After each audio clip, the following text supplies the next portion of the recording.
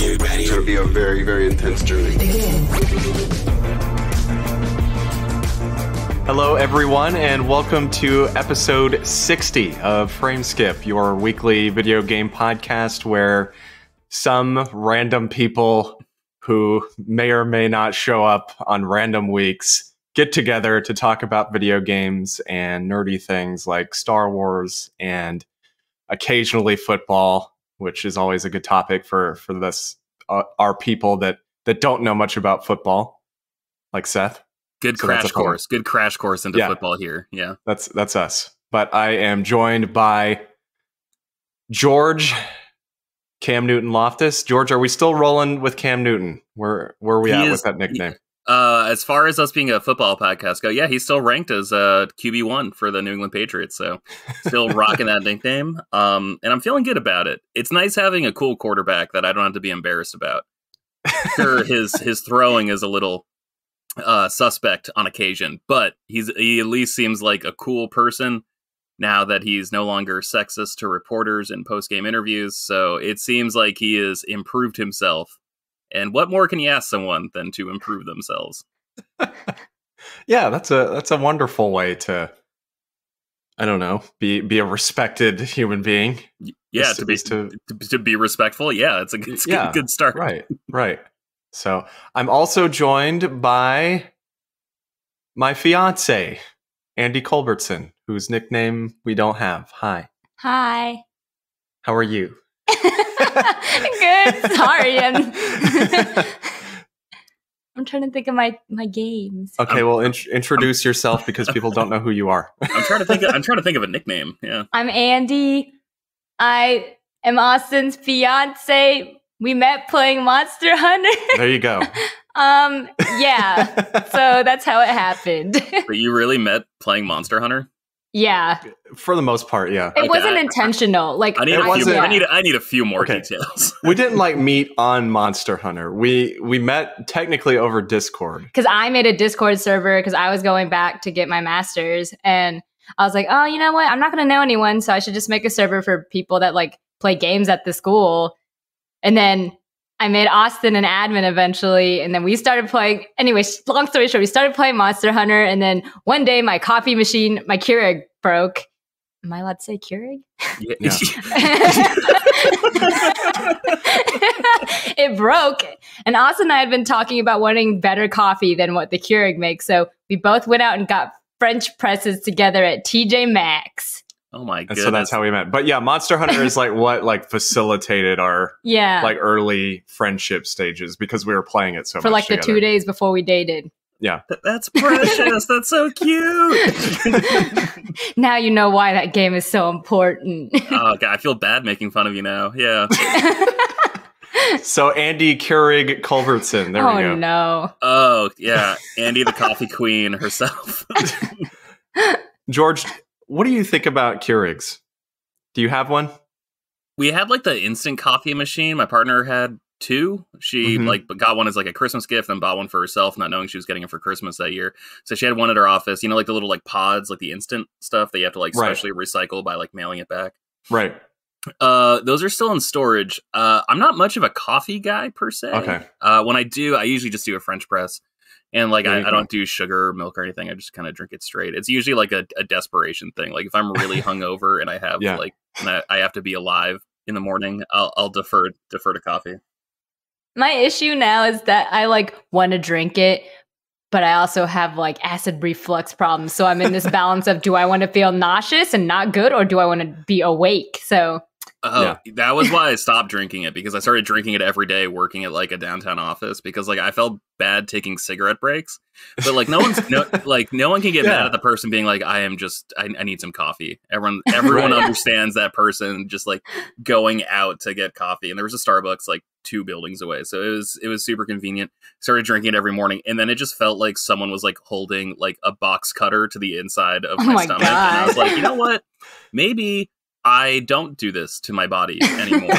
And I generally try to like not drink caffeine just because I have bad anxiety, and that makes my heart race, and that usually sets off bad anxiety times. So I just try to sidestep that altogether, and instead I just let existential nihilism Right. be the source of my anxiety. Well, as one of my friends said, I like to drink milk with a little bit of coffee. That's cute. That's cute. Also, that means, God, so you didn't even want a coffee press. You just wanted to hang out with Austin. No, I was needing coffee when I started school. It was right before the semester happened, so I was prepared. You sniped him from your Discord server. Be completely honest. Grooming is a strong word, but I don't know if it's, necessarily I didn't even know what he looked like. Doesn't matter. Well, she found out eventually. And, Just wow, unfortunately, she found out.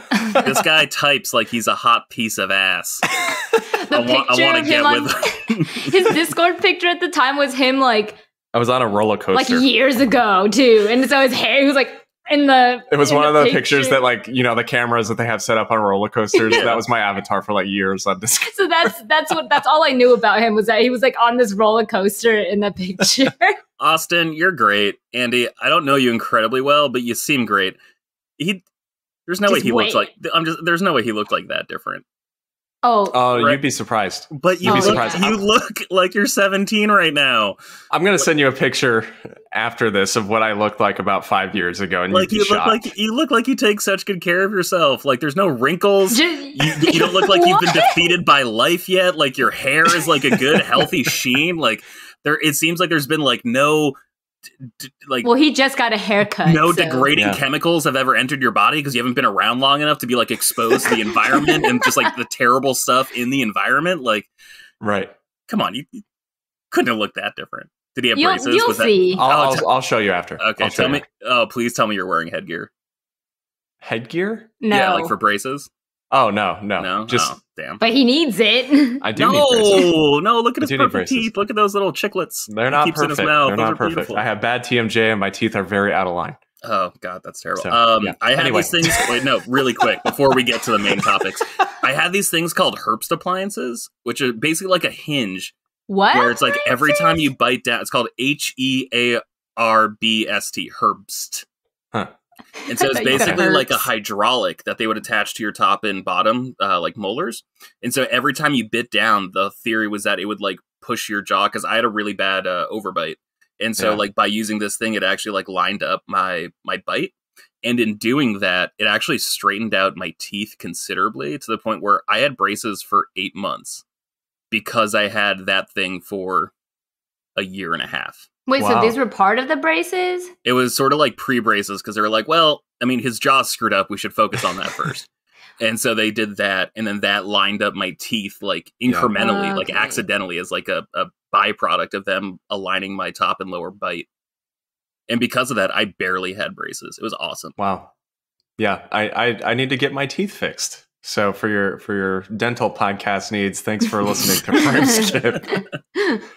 But that brings us to today's sponsor, Sensodyne. Thank you so much. We actually use Sensodyne. We do, yeah.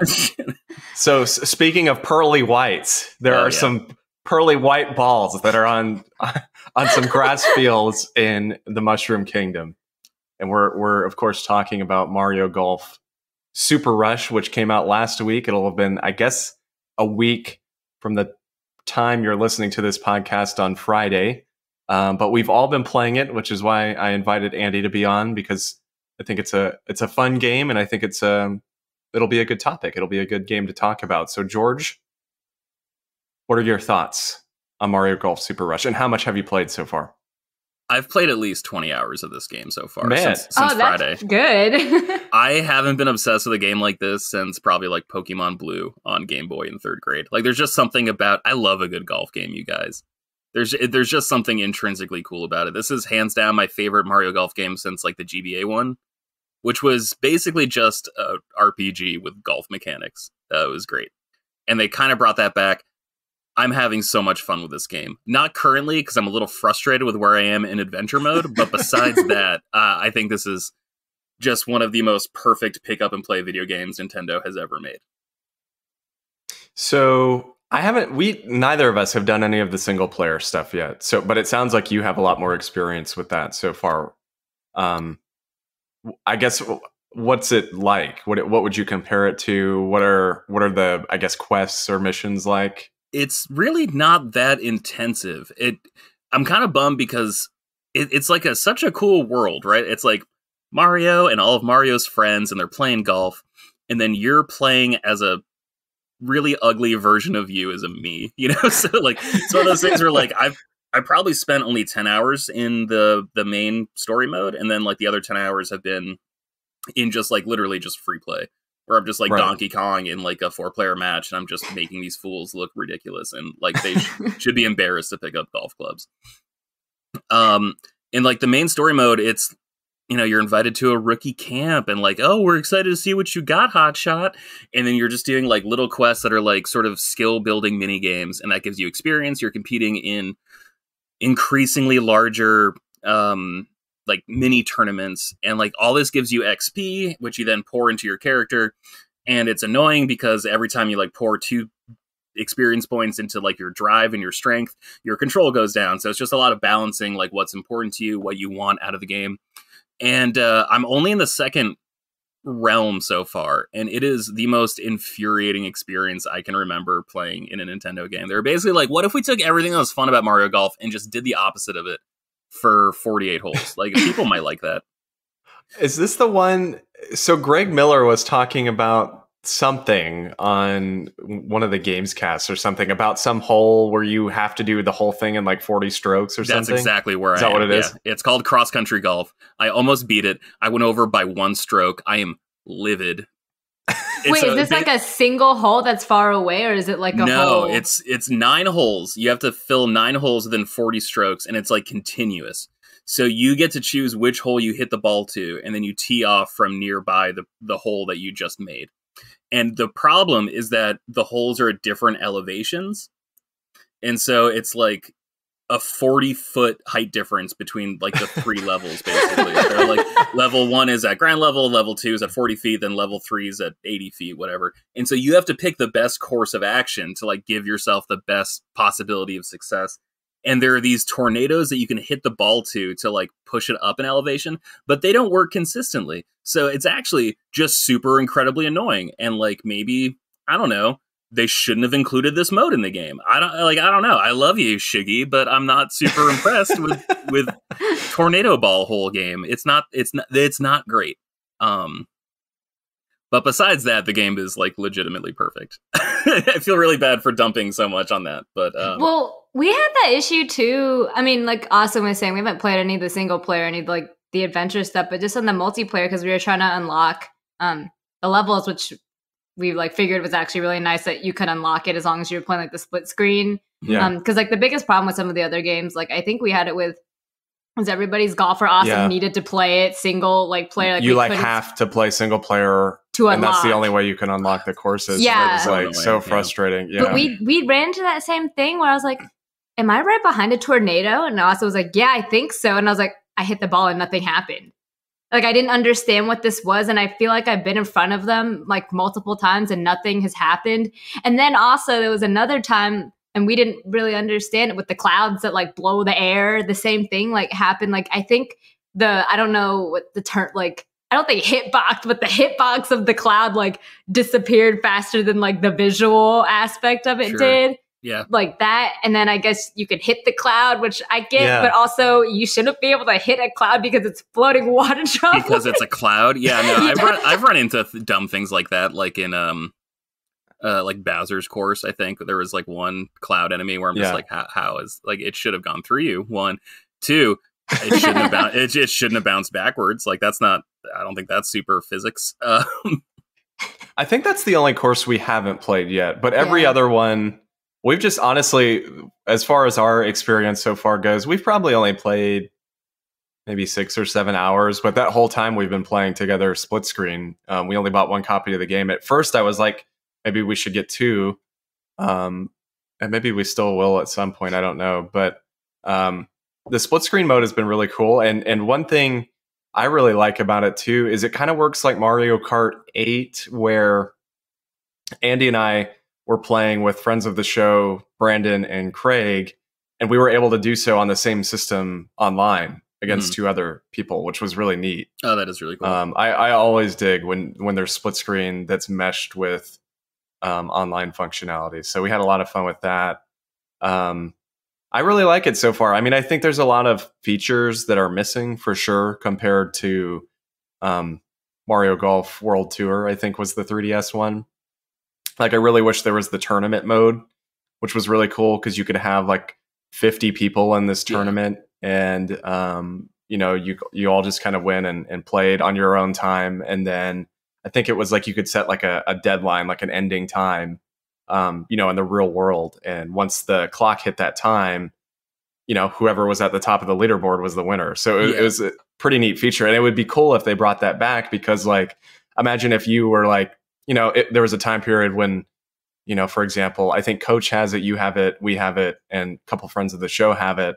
It'd be cool if, you know, we could just hop on and be like, okay, I'm going to go set my score for the tournament. And then you 2 hours later could go and do it. And it was that kind of setup. So I hope they bring that back with updates and DLC. I do too. It's really interesting because I feel like that mode only existed because of the limitations of the 3DS. Yeah. You know, because there was no way to do like simultaneous multiplayer, so they had to get creative. And like, there's no excuse to not have simultaneous multiplayer here, you know, with the Switch. And it's also like, no, but that was actually like it was a good idea. Like, why not do both? Why not do both? Like, you guys have the power to do both, so that you should do that. Right. I'm really loving it. I'm a little frustrated with this current course, and now I'm like kind of skeptical about like going in, because they kind of set up like a world map where like you start off at like the rookie course, and then you like, you know, you get through the basics, you learn how to like curve your shot, how to like set up approach shots and all that stuff. And like that was actually really helpful because I don't think I've taken like a Mario Golf tutorial since like Mario Golf on Nintendo 64. And so I'm just like reflexively like remembering everything from the year 2000. Well, I was gonna say, yeah, that's kind of like, I think the thing is like our biggest gripe while we were playing it is because since we're playing it together, you know how you get like the 2 minute, okay, this is how you get that screen with the buttons, because we haven't played the solo at all. We don't know like how the controls for like the speed golfing, like I don't know if they told you how that works or not, but like I know when you run it's like B, but I've like attacked 2 different ways, but I don't know how I did one of them. Like I feel like sometimes maybe it's just because we're not playing the single player is why we're like lacking some of the instructions. But there's definitely like issues we run into where we played against the CPU, we don't know how to do like a bunch of stuff, and obviously since it's like our 3rd or 4th round and we haven't still like had time to really experiment that much with the controls, we got crushed by Charge and Chuck. Charge and Chuck. I hate that guy. God, he's such he's actually like one of the rookies you're like bunked up Are with. you serious? In the yeah, it's so weird because like the 3 people you're with are like Toadette, Charge and Chuck, and like a Boo Ghost. That's weird because Toadette's not even in the game, is she?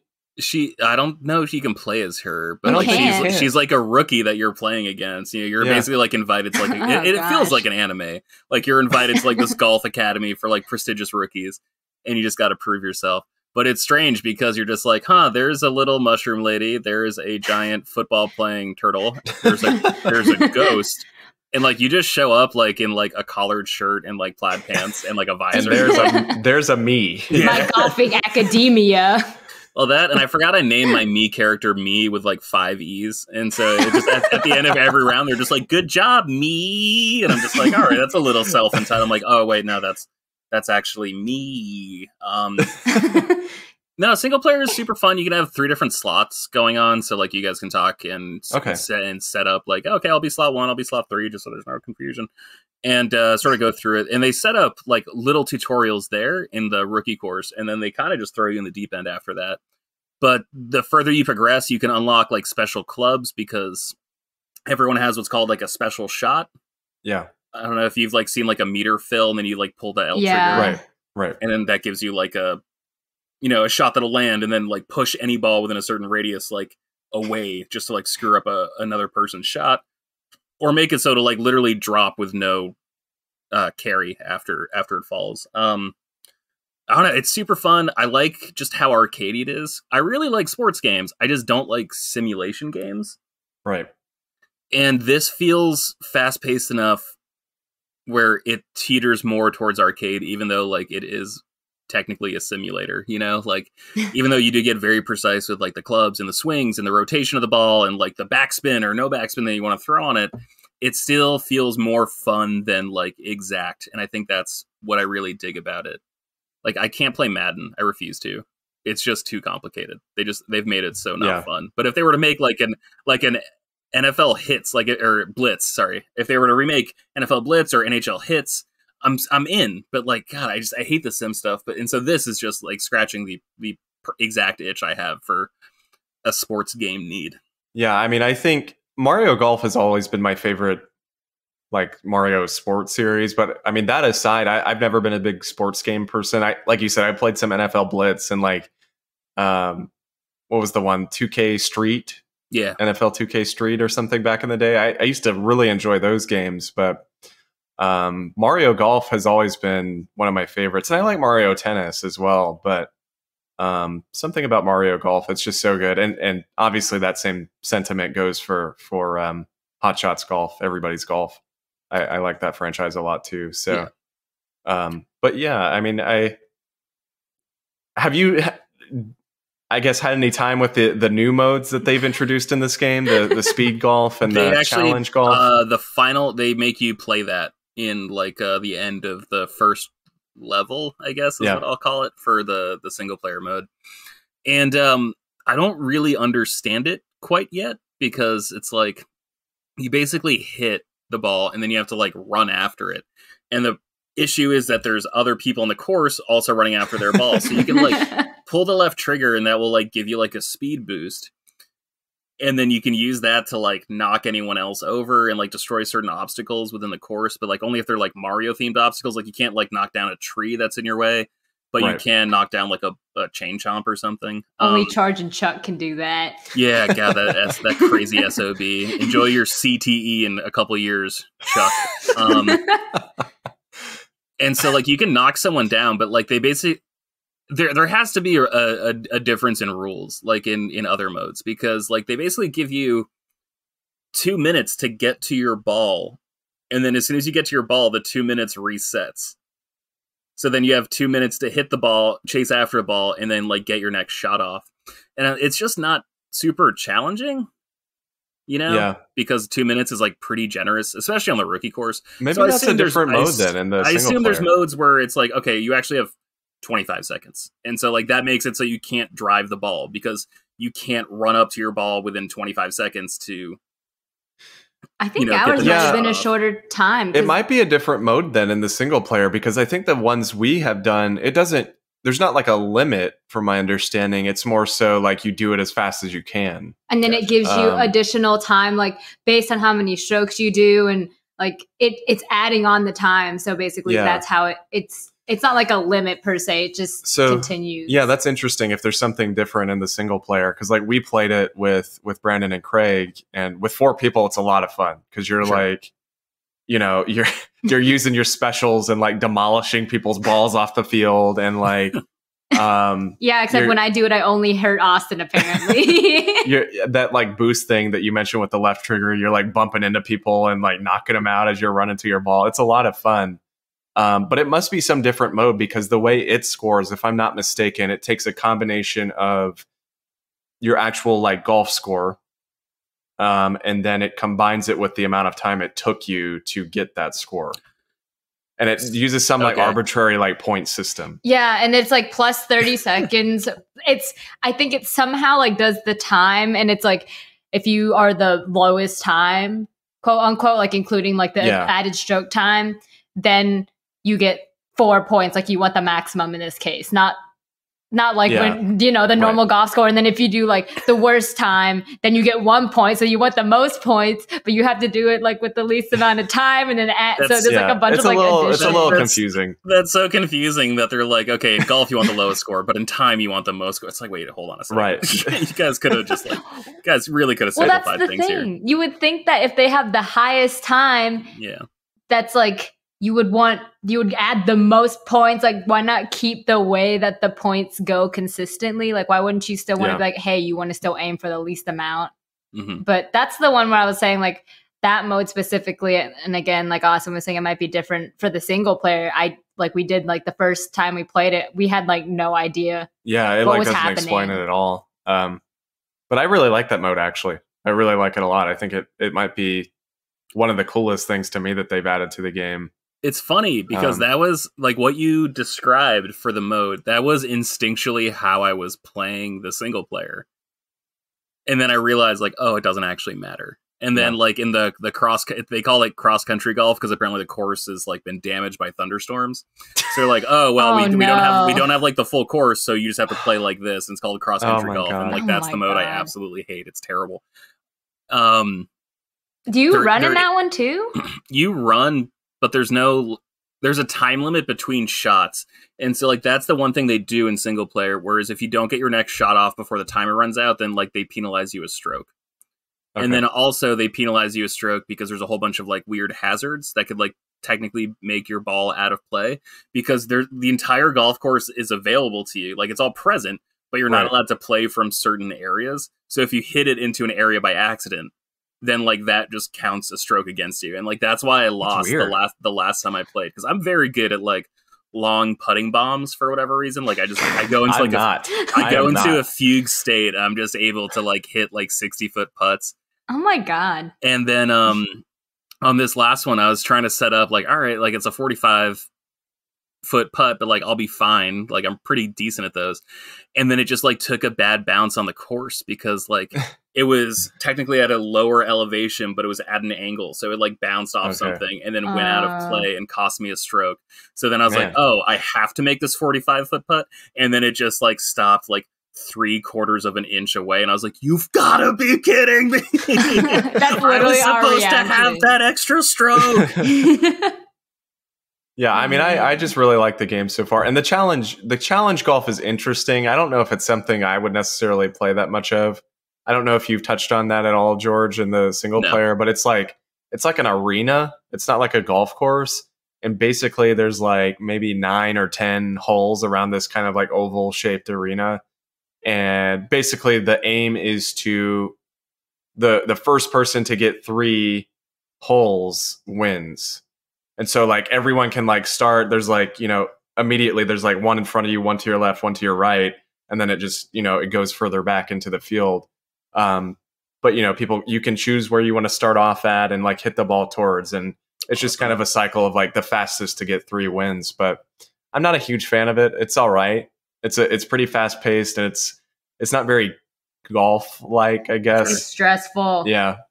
So I'm not a huge fan of that one. He's not mentioning one part of it. When you get a ball in the hole disappears. Yeah. So like if Austin and I are going for the same one and like we're like inching towards the ball's inching towards the hole at the same time, let's say like I get it in like a fraction of a second before Austin won't be able to get it. Right. He has to go. All right, that sounds pretty cool. Yeah. It's fun. I just don't know that I would play it like, you know, as much as the other modes. Sometimes like the elevation, like the way the course is set up is not very good, I think, for the arena stuff. Like there's one that we did, and specifically like the hole is like at the top in the middle of like the stage, but you can only get to the stage in like a certain way, and then there's like water surrounding it, and then you can't go up these walls because they made them like kind of vertical almost, but not really, and like you can't use your supers to get up. So there was one we were playing with like Brandon and Craig, and what happened was I was literally like by the time the game was over, I was still trying to find how to get up to the platform. Oh man, that sounds kind of fun because was it Mario Golf 64 that had like almost like a miniature golf course set up into it? Where it was like just like a putting challenge through like obstacle I think it was courses? Is 64. that the one I can't remember. Because like I never understood why they didn't bring that back, you know? And so like this sounds like a good compromise between just like, you know, a big expansive golf course and then also like the challenge. Because that's really what Bowser's Castle feels like. It's just like a giant miniature golf course. Yeah. Just because there's so many weird hazards that don't make sense. I've only played one other Mario Golf, and I honestly can't remember which one it is. It's like the original. I think it's the NES one. Yeah, it's like the one that they have on the Switch, like the one with all the free games. But man. I think they had. Yeah, that was the only other one I played, and I loved that one. And I played it on like this like pirated thing from China. It was like 300 games on one cartridge.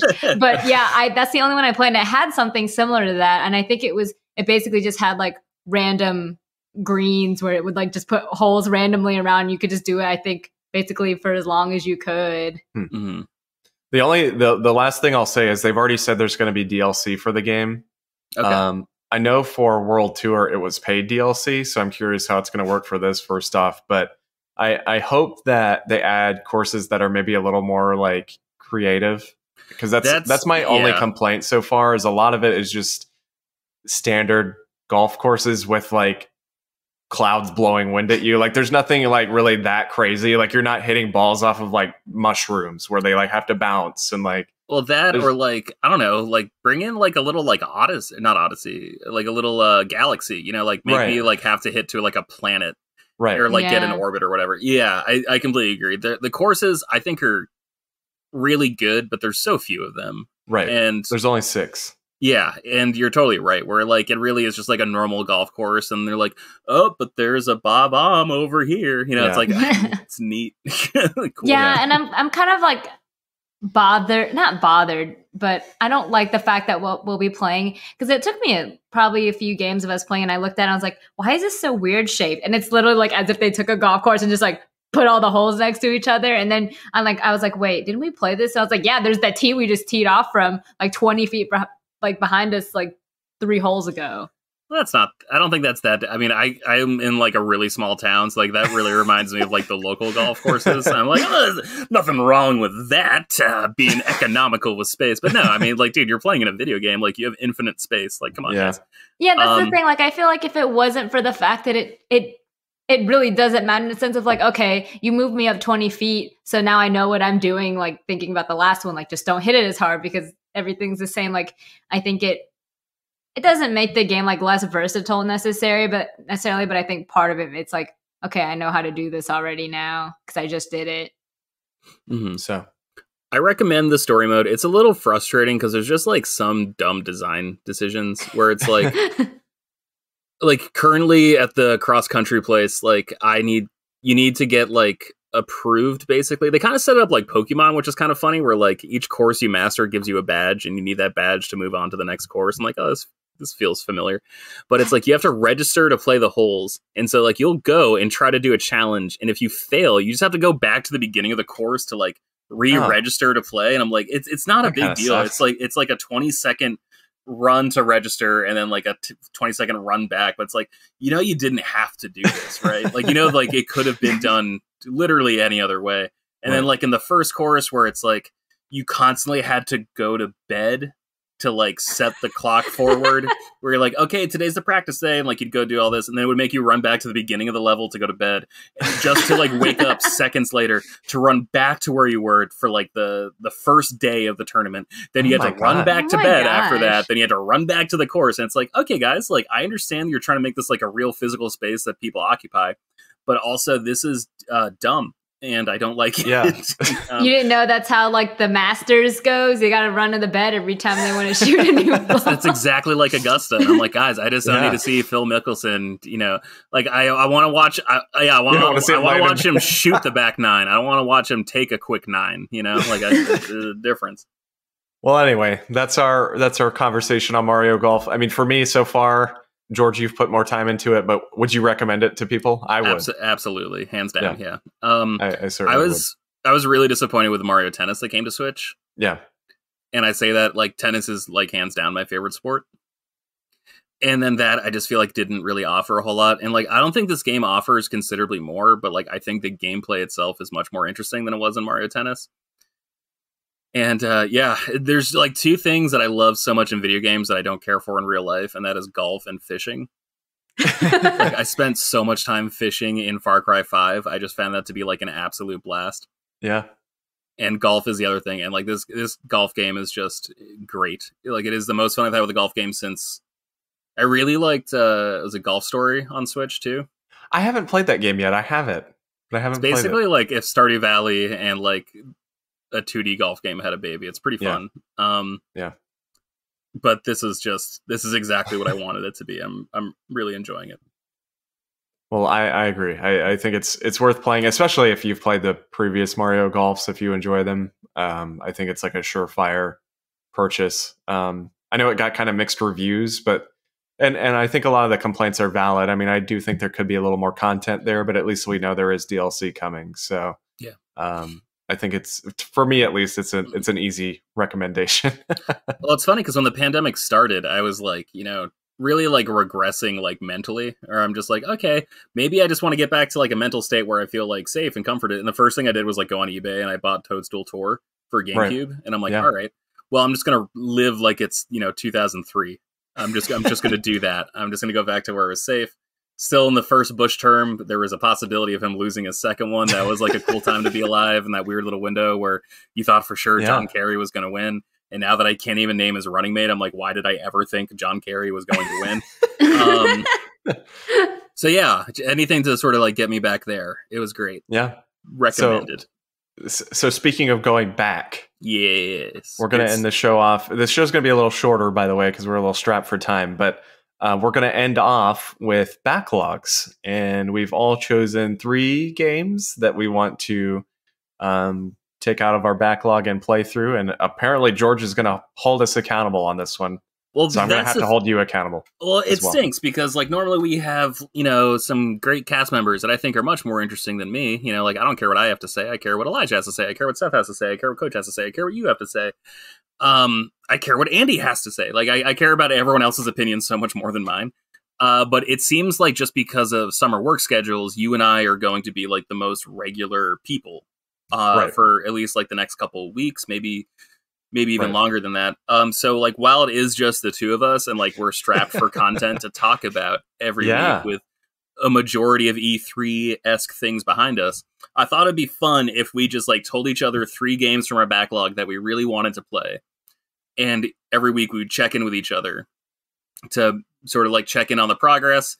And this is almost like homework. And so like you could fail a homework assignment and that'd be so embarrassing because like you can be engaged or you can fail your homework assignment, but you can't do both. Like that's, how old are you? Like you can't do that. It's not how people operate. Austin's gonna be engaged no matter what. Even if he fails his homework. Yeah, I'm just saying it'd be embarrassing to fail. I'm just saying it'd be embarrassing to be engaged and fail a homework assignment in the same week. Like I don't know how you can look at it if you do that. Oh no. Yeah, right. Yeah. That sucks. So let's do this. Let's talk about the games from our backlog that we want to finally play, so we have things to talk about on future episodes. Okay, so for me, do you want to just go one by like name all 3? Let's do a round each and then circle back. So you kick things off. So this is probably the one I'm least likely to start with, only because I don't have the version I want right now. And I know this is technically 2 games, but the Metro Redux for Metro 2033 and Metro Last Light. And funny story, I think it was maybe last year, you might have been on the episode, but we talked about games that we wanted to play, like the top game. We had a similar conversation, except it wasn't like us holding each other accountable. But I said the Metro series was one that I've just always been dying to play and I've never played. I know Elijah and Coach are both like super into these games. I know Coach built his computer like specifically for Metro Last Light when that game came out. So, but the thing is, now that I have my Series X, I want to get the games on there. I have the Redux on PS4, but I want to get them on Series X because they got the frame rate boost, the 60 FPS frame rate boost specifically on Xbox. So, if I'm talking about one game, I want to play through Metro 2033. I want to make that a game that I play through pretty soon, especially with the Redux being pretty cheap. And I know that, what is it? Exodus, I think is the new one. Yeah, just got the next gen upgrade, and apparently it's like gorgeous. Cool. So no, it's a great pick. Great pick. Andy, you got one you want to share? Well, last Christmas, Austin bought me. Oh my god, I can't remember the name of it right now. It's not Harvest Moon. What's the game? Story of Seasons. Story of Seasons. Okay. The thing is, I like started playing it a lot, and those games kind of get grindy at like a certain point. And I'm like the kind of person that doesn't want to talk to any of the people, but you have to talk to the people to like progress the game. Yeah. So I'm in this thing of I don't want to talk to the fairies, and I need the sprinkler. So I'm like stuck in this like I'm in this.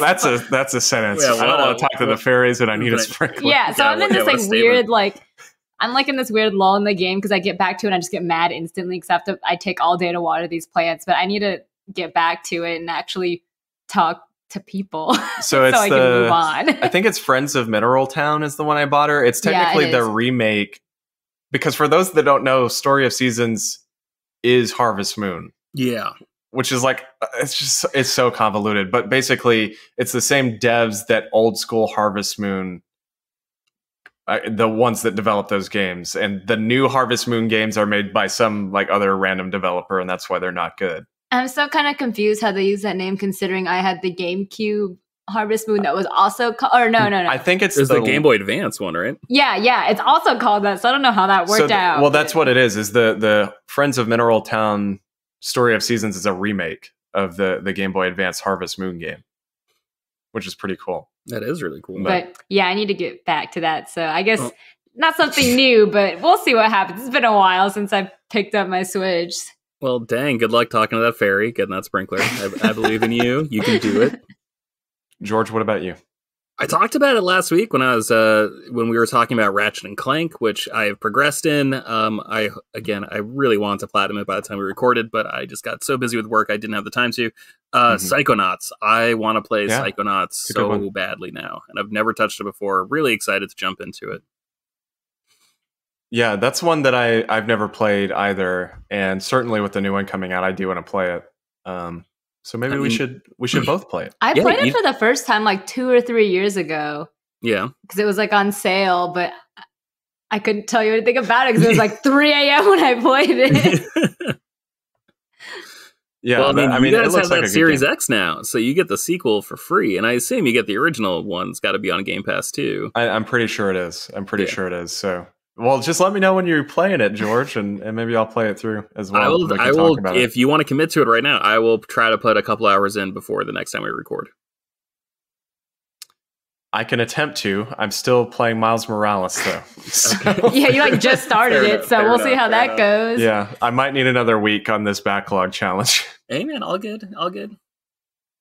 My next one is actually talking about Xbox games is Quantum Break. Hell yeah! Because I just played through Control recently, which, by the way, platinumed that after last week's podcast. Platinumed that and Ratchet and Clank last week. So those are my first 2 platinums in a while. But yeah, Quantum Break looks awesome. You know, I love Remedy. I loved Alan Wake, and I loved Control, and I have not played Quantum Break. And so, again, having a Series X now, and I don't think there's like a Series X upgrade, but I know it got a 1X upgrade, so it still at least should be better than how it was at launch. So I'm excited to dig into that one. That'll probably be the next game I play after Miles Morales, unless we play Psychonauts. Sure. Man, I really enjoyed that game. It is a weird game, and I really appreciate that about it. What about you? I guess all of mine are literally going to be like games I've already started playing and have not stopped. That's fine. This also needs to be on Austin's list, but it's not. We haven't played Monster Hunter in God knows how long. Rise. Sorry. Yeah. It's only the game that brought you two together.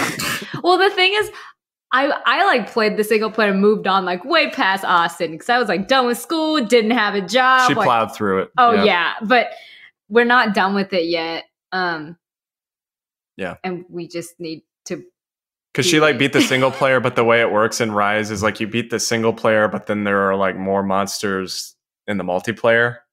So there's like more you can get through. There's more content that's like focused on multiplayer stuff, and we haven't gotten to it yet. I think the multiplayer is more difficult than the single player, but there's like more story that expands in that doesn't happen in the single player. So that needs to be wrapped up and continued on before the next Monster Hunter.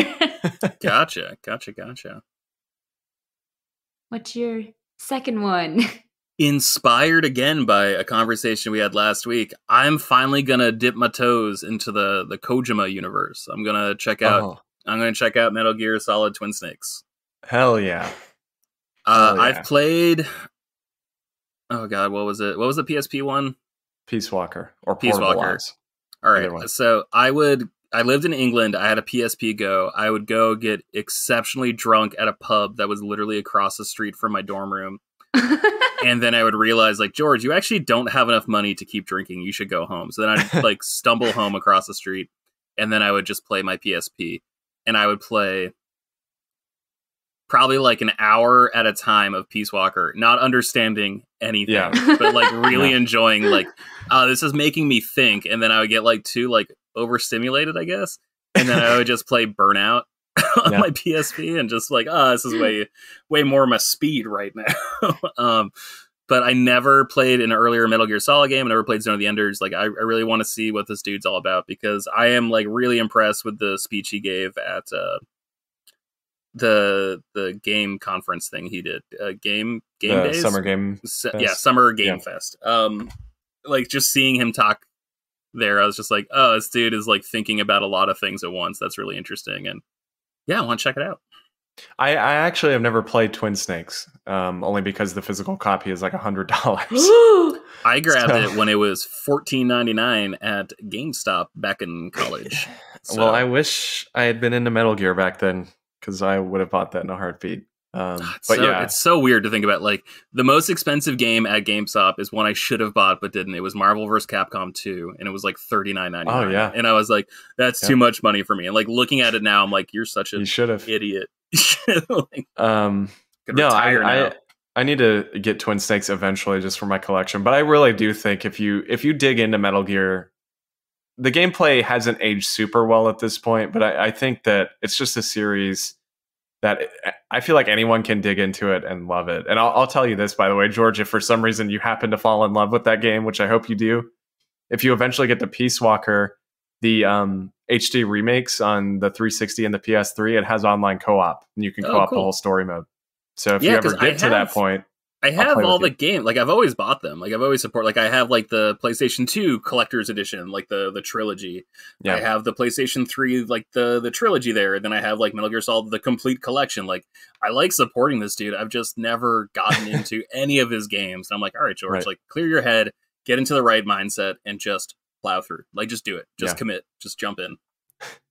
Okay, so my last one is Avengers. Ooh, hell yeah. I guess for PS5 now. That was a game I picked up, I think, on sale for like $15 earlier this year, and I haven't played it yet. And now with the PS5 upgrade out, I am really wanting to play it, especially ahead of the Black Panther expansion later this year. So that would be my last one. Awesome. Andie? I mean, I honestly don't even know if I could pick a third one, like narrow it down, just because between Austin being like, I want you to play Metal Gear, and knowing that we've, between that and then just like not really knowing and waiting for some other games. You mentioning Kojima is just making me think of Death Stranding. Yeah, because we played it. You know how it's like the story's super long, so it took forever to get to the whatever point that we're at. But I played it on my own, just rushed through it really quick. Like, I skipped all the stories, cutscenes, and got to our like 15-hour point in like 4 hours or something. But I just want to know what happens at this point, because I mean, the gameplay, like, the game looks good. Like, I don't have any problems with the way the actual, I don't know. I mean, it's not a bad game, but it's definitely just kind of slow, and you have to be in the right mindset for it. I didn't like it, but I think I am, just because I'm a sucker for Kojima. I am probably going to get the PS5 version when it comes out, if it's not a free upgrade. Sure. And I'm going to try and play through it again. So maybe we'll both do that. I just want to know what happens. And the other thing too is people were saying once you get to like the motorcycle part, you know, that's like, it starts to get better because you're not walking 1 mile an hour with 1,000 boxes. And we're like at that point. Yeah. So maybe it'll move along a little bit quicker. But I just, that's probably one that needs to also be played so I can be satisfied about the BB pods and these disappearing ghosty goos. I understood like 3 of those words. So I'm really excited for you to play that and then get like...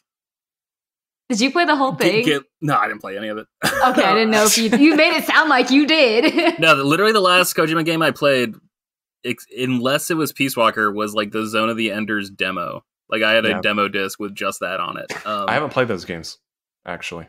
I have the PS3 collection, and I'm just sitting there like, wow. Like, George, you bought that literally 10 years ago. It might still be shrink wrapped. No, I'm in the same boat. Just do it, man. Like, I what are you waiting for? I bought the collection. I never played it, so Gotcha. at some point. Yeah, it's hard to pick more of those like single player longer games too. Like, I mean, yeah, Monster Hunter is long, but it's for me. I mean, I can't really speak for Austin, but I'm going to anyways. I feel like when games we can play together, it's a little bit better considering we don't see each other much like during the day and our shifts are a little bit off. So it's nice to be able to actually like play something together versus us kind of like, here's the controller for your 15 minutes. I mean, right. I'm a person that watches other people play games, but it's definitely still not ideal. Anyway, sorry. What's your third game, George? My final one, I've never historically liked Metroid games. Like, I love Metroid Prime, but like Metroidvania is like, it's just not my cup of tea. But I was looking through my PlayStation. I got Shadow Complex Remastered. And I remember my roommate being absolutely obsessed with that game when we were in college. That was like a 360 exclusive for a while. I think it came from Chair, like the guys who did Infinity Blade. So yeah, I am super stoked to actually check that out. And I looked up the trophy guide, and it seems like it's actually like a really fun platinum to chase. And I want to check it out. I want to see what the hype is in anticipation of Metroid Dread, which I'm really excited for. And I don't really care for the 2D Metroids, but I love the 3D Metroids, and so I feel like I have to buy this 2D Metroid that I don't want to hopefully eventually get the 3D Metroid that I do want. So yeah, that is my third and final game, is Shadow Complex. That's awesome. I don't know too much about that game, but I know people love it. How old were you in 2009? 14. Okay. 13. Yeah, because it's either 2009, 2010. It was my sophomore year of college. And like my roommate like didn't leave the dorm for like 4 days. Like he was just so obsessed with that game. Like I don't know how he would do it, because like I would go to class and come back and he would just like materialize a giant bag of like M&M peanuts, but like he would be in the same exact position he was when I left him 3 hours earlier to go to class. Like it was surreal. So anything that does that to a human being is something I kind of want to I want to be a part of, and I want to participate in that weird experience. All right, so those are our, I guess, 9 games total. Audience, keep us to those games. Make sure we play them. If we're not playing them, write in and tell us that we need to be playing them. So I think we'll wrap it up there, though. Like I said, we're a little short on time this week, so thank you all for listening. Thank you for joining us. Always a pleasure to speak with you, George. Yeah. Of course. If you're, wait, can I do the wrap up? If you're listening to this podcast, you know where to find it. We're available on pretty much every major streaming platform. So you can just tell your friends that you can find us on pretty much every major streaming platform. We look forward to your comments. We look forward to your reviews. We look forward to your questions, which you can send to us at frameskippod on Twitter. You can reach Austin at Austin J. Eller on Twitter. You can reach Seth at Seth the 90s Kid on Twitter, but don't follow him. You can reach Elijah at Loco Lizardman on Twitter. You can reach me at GB Loftus on Twitter. Don't follow me either, but feel free to hit us up with questions, comments, concerns, and they will be addressed promptly on the next episode of Frame Skip Podcast. I can't remember the bit.ly link, but that's fine. Just hit us up on Twitter. I'm going to count that. I'm going to count that as a 98% on the test. That's awesome that you just did that without. Yeah, I'm so happy. I love that. It sounded so official. I did it. I need to go. I'm 5 minutes late for a work meeting. Okay. But hey, everyone listening, thank you so much for listening. Love you to pieces. Get those questions in. Get those comments in. Get those concerns. Give us stars. Give us like as many stars as you feel comfortable giving us. Give us the stars. Give us the stars. Jesus. And we will talk to you next week. Goodbye, everybody. Bye. Smoochies.